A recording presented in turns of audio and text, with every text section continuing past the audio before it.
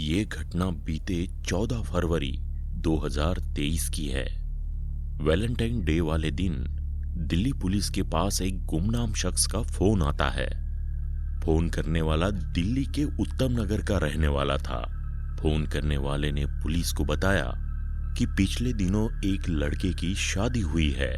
Police को इसमें कुछ खास बात नहीं लगी, लेकिन फोन करने वाले ने बताया कि जिस लड़के की शादी की बात वो कर रहा है उसकी एक गर्लफ्रेंड है, लेकिन गर्लफ्रेंड को छोड़कर उस लड़के ने किसी और से शादी की है। इस पर भी पुलिस को ये मामूली बात लगी, लेकिन जब उस गुमनाम फोन करने वाले शख्स ने बताया कि जो गर्लफ्रेंड है वो काफी दिनों से दिखाई नहीं दे रही है, साथ ही फोन करने वाले ने गायब लड़की का नाम निक्की यादव बताया। लड़की के गायब होने की बात सुनकर पुलिस ने इस नाम के लड़की के उत्तम नगर से गायब होने या गुमशुदगी की कोई रिपोर्ट लिखाए जाने की पड़ताल की, तो उन्हें ऐसे कोई गुमशुदगी की रिपोर्ट नहीं मिली। इसका मतलब ये था कि सब कुछ सकुशल है, लेकिन फोन करने वाले उस गुमनाम शख्स को निक्की के गायब होने पर भरोसा था, जिसकी वजह से पुलिस ने कोई चांस लेना सही नहीं समझा और एक और कोशिश कर लेना ही ठीक समझा, जिसके बाद लड़के का पता लगाया गया। लड़के का नाम साहिल था और वो दिल्ली के एक जाने माने कॉलेज से पढ़ाई कर रहा था और 10 फरवरी को उसकी शादी हुई है। साहिल अच्छे घर से था, उसके पिता का अच्छा कारोबार भी था, साथ ही में उसका एक ढाबा भी था जो उत्तम नगर में था। ऊपरी तौर पर देखने से साहिल के किसी तरह के क्रिमिनल रिकॉर्ड्स भी नहीं थे, फिर भी पुलिस ने गायब लड़की निक्की के बॉयफ्रेंड साहिल को फोन किया, जिसमें उसका फोन बंद आया। इसी दौरान एक और इशारा पुलिस को मिला, जिसमें साहिल के ढाबे पर कुछ दिनों पहले देर रात को किसी के आवाजाही की बात सामने आई। पता करने पर पता चला कि घर में शादी होने की वजह से ढाबा कुछ दिन से बंद पड़ा है। पुलिस ने सोचा अगर ढाबा बंद है तो यहाँ देर रात कोई क्यों आएगा, इसीलिए पुलिस ने ढाबे पर ही जाकर छानबीन करने का फैसला किया। अभी तक दिल्ली पुलिस अंधेरे में ही तीर चला रही थी। साहिल द्वारा किसी भी तरह के क्राइम की अभी तक कोई खबर नहीं थी और न ही निक्की के गुमशुदगी होने की कोई शिकायत पुलिस के पास आई थी। फिर भी दिल्ली पुलिस किसी अनहोनी होने का अंदाजा क्यों लगा रही थी, क्योंकि फोन करने वाले व्यक्ति को निक्की के साथ कोई अनहोनी होने का अंदाजा था। इसीलिए दिल्ली पुलिस ढाबे पर पहुंचकर खोजबीन शुरू करती है। दिल्ली पुलिस ढाबे के अंदर प्रवेश करती है। वहां वैसे तो सब कुछ नॉर्मल दिखाई देता है, मगर वहां रखे बड़े से फ्रिज ने सबका ध्यान अपनी तरफ खींचा। हाल ही में श्रद्धा मर्डर केस में इस्तेमाल बड़े साइज के फ्रिज की याद सभी को आ गई। पुलिस ने फ्रिज खोलकर देखा तो सभी के होश फाख्ता हो गए।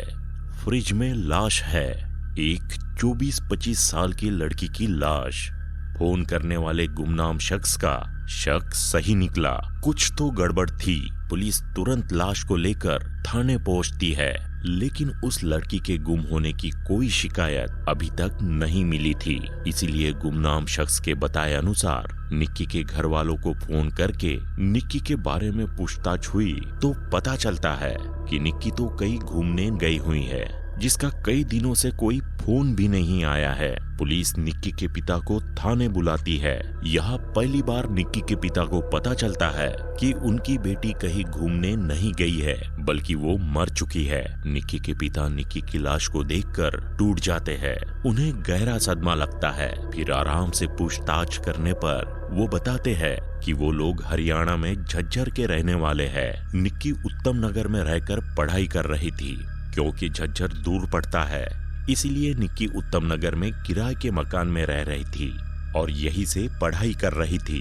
वो पढ़ाई में होनहार थी और आगे कुछ बनना चाहती थी। निक्की के पास कुछ दिन रहने के लिए उसकी छोटी बहन भी उत्तम नगर के उस किराए के मकान में गई हुई थी। छोटी बहन से पता चला कि निक्की ने हिल स्टेशन जाने की बात छोटी बहन से की थी, इसीलिए उसे लगा कि वो हिल स्टेशन गई हुई है और उसने घर वालों को निक्की के कई दिनों से गायब होने की बात नहीं बताई। लेकिन वो भी निक्की के कोई फोन न करने से चिंतित थी। उसने बताया कि निक्की के पिता भी कई बार निक्की को फोन कर चुके हैं, लेकिन कोई बात नहीं हो पाई। सबको लगा घूमने फिरने में बिजी होगी, इसीलिए किसी ने निक्की के गुमशुदा होने की रिपोर्ट नहीं लिखवाई। आखिरी बार किसी के साथ देखे जाने के सवाल पर कि आखिरी बार निक्की को साहिल अपनी कार से लेने आया था, जिसके साथ हिल स्टेशन जाने की बात निक्की कर रही थी, तुरंत पुलिस की एक टीम साहिल के घर पहुंचती है, जहां साहिल मौजूद नहीं होता। लेकिन कुछ देर बाद साहिल वहां आ जाता है। पुलिस साहिल को लेकर थाने आ जाती है, जहां साहिल से पुलिस पूछती है कि निक्की अपने घर से गायब है और उसकी छोटी बहन ने बताया कि आखिरी बार निक्की तुम्हारे साथ निकली थी।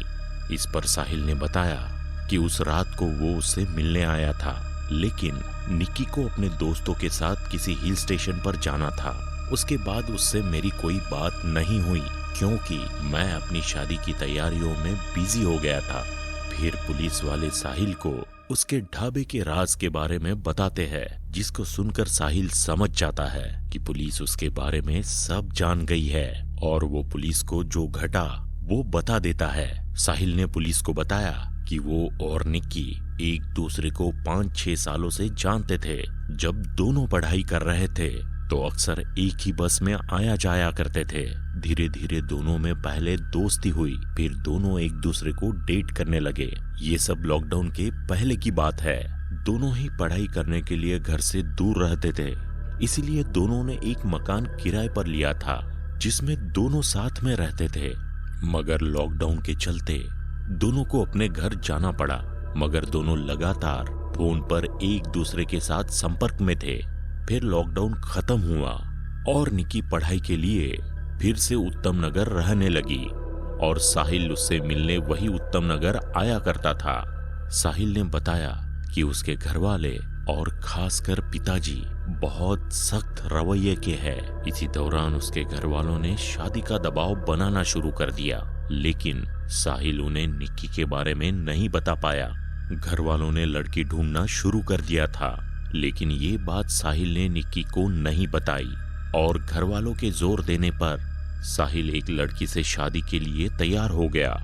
उधर इन सब से निक्की अनजान थी। वो साहिल के साथ गोवा या मनाली घूमने का प्लान बना रही थी। साहिल ने आगे बताया, इधर घर वाले शादी का दबाव बना रहे थे, उधर निक्की भी जल्दी शादी करने का दबाव बना रही थी। जिस दिन साहिल की सगाई थी, निक्की ने उसे फोन किया और तुरंत मिलने को कहा। साहिल ने अभी न आने को कहा तो निक्की गुस्से में धमकी देने लगी, इसीलिए साहिल ने शाम को मिलने को कहा। अपनी सगाई की रस्में पूरी करने के बाद साहिल निक्की से मिलने उसके किराए के मकान पर गया, जहां निक्की ने उससे उसकी सगाई की बात पूछी। साहिल ने बताया कि निक्की को कहीं से साहिल की सगाई की खबर मिल गई थी, इसीलिए वो बहुत आग बबूला हो रही थी, जिसे समझाने का प्रयास साहिल कर रहा था। धीरे धीरे दोनों में कहासुनी शुरू हो गई और ये कहासुनी हाथापाई पर आ गई और गुस्से में साहिल ने मोबाइल चार्जर से निक्की का गला घोट दिया। निक्की तुरंत बेसुध होकर कार की सीट पर निढाल हो गई। साहिल ने कहा कि अगले दिन उसकी शादी थी और उसके हाथों निक्की का खून हो गया था, इसीलिए ये बात छुपाने के लिए वो पूरी रात कार लेकर दिल्ली के आसपास घूमता रहा।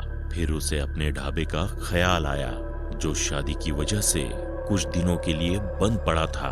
वहां निक्की की लाश को छुपाने के मकसद से साहिल ने निक्की की लाश को वहां रखे बड़े फ्रिज में रख दिया, जिससे शादी के बाद लाश को ठिकाने लगाया जा सके। निक्की और साहिल के घर वाले दोनों के रिश्ते से अनजान थे। दोनों को ही नहीं पता था कि उनके पीठ पीछे क्या चल रहा है। अब साहिल जेल में है। निक्की के घर वाले साहिल को फांसी की सजा दिए जाने की मांग कर रहे हैं। आपकी क्या राय है, जरूर बताएं। वीडियो पसंद आया तो लाइक करिए, हमें कमेंट में बताइएगा। चैनल को सब्सक्राइब करें और दोस्तों के साथ भी शेयर करें। मिलते हैं अगली वीडियो में। नमस्कार।